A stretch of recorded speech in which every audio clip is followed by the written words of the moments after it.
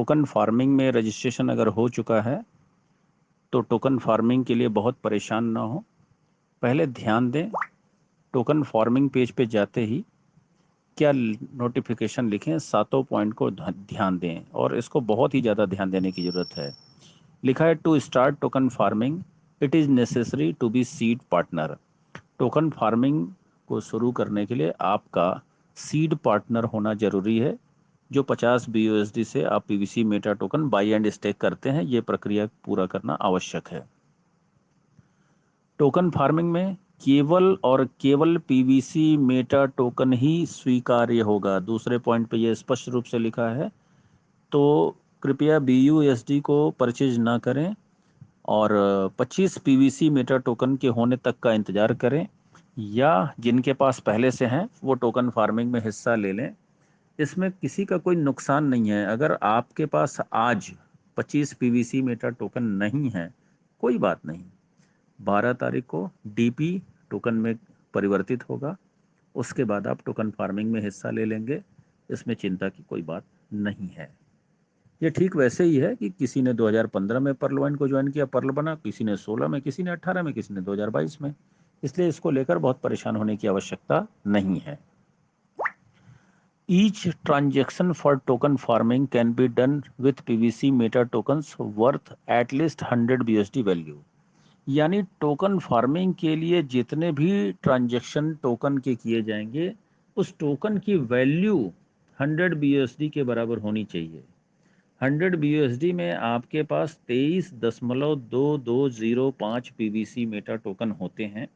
तो जिनके पास भी ट्रस्ट वॉलेट में 23.2205 PVC मेटा टोकन है, वो आज अभी से टोकन फार्मिंग में हिस्सा ले सकते हैं। आगे एक बात और ये कह रहे हैं, the transaction fee is paid through the BNB smart chain wallet during the transaction of PVC meta token. PVC meta token के किसी भी ट्रांजेक्शन के लिए आपके ट्रस्ट वॉलेट में BNB स्मार्ट चेन का होना आवश्यक है। तो कृपया BNB करेंसी, क्रिप्टो करेंसी अवश्य अपने ट्रस्ट वॉलेट में रखें, क्योंकि ये जरूरी है। ट्रस्ट वॉलेट फीस के रूप में BNB ही लेता है।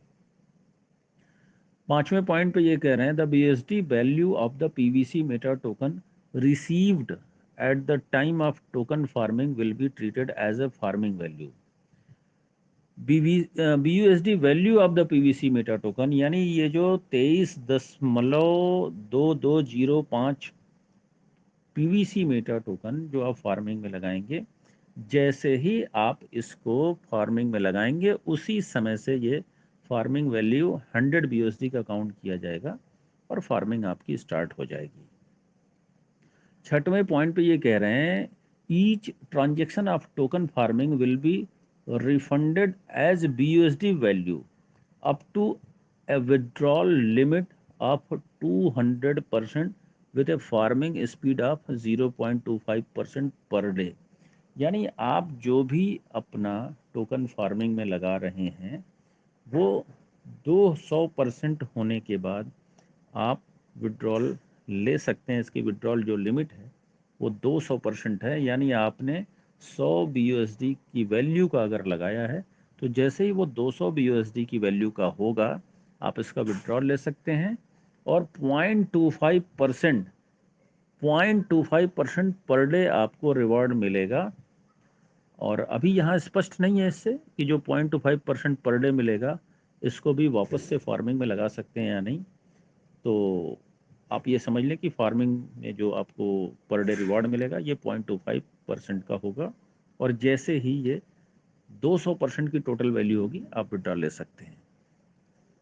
7वां है, share the benefit of token farming with others through the referral code और लिंक प्रोवाइडेड टू यू। यानी आपको एक सिस्टम की ओर से लिंक प्रोवाइडेड किया गया है, रेफरल लिंक, जो आपको डिफ़ॉल्ट रूप में वहाँ पे दिख रहा है। उसके बगल में एक बॉक्स में एडिट लिखा हुआ है। आप एडिट को क्लिक करके जो डिफ़ॉल्ट रेफरल लिंक आपको मिला है उसे डिलीट कर सकते हैं और उसकी जगह पर अपने स्पॉन्सर का रेफरल कोड डालकर आप रजिस्ट्रेशन कर सकते हैं।